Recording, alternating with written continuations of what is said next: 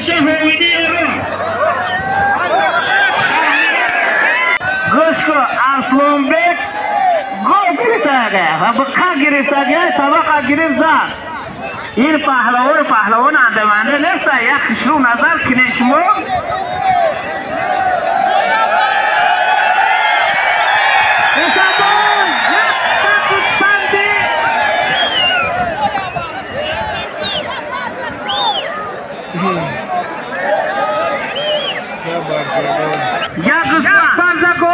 یک برزگو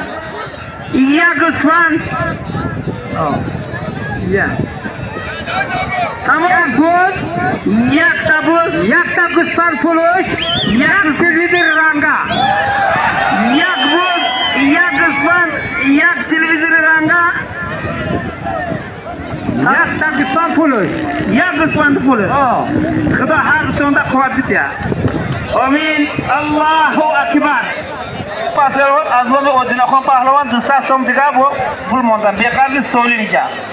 اینا خدا هر شونده قوت بده خشوت توغ رسیده کنگی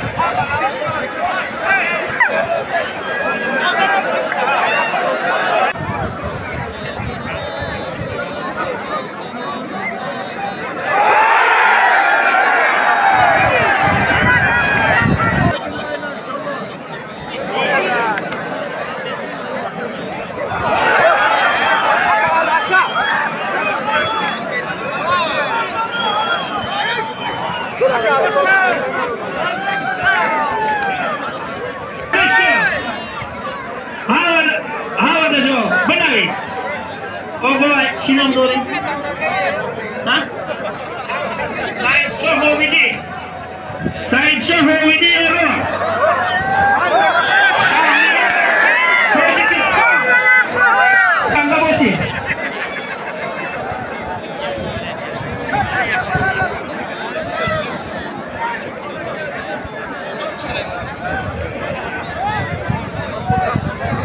عبدالقاهر ولن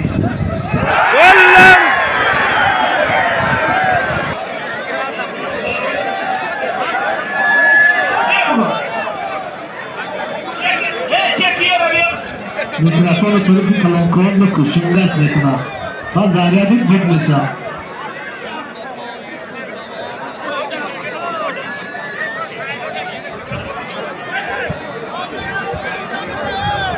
اوه سلام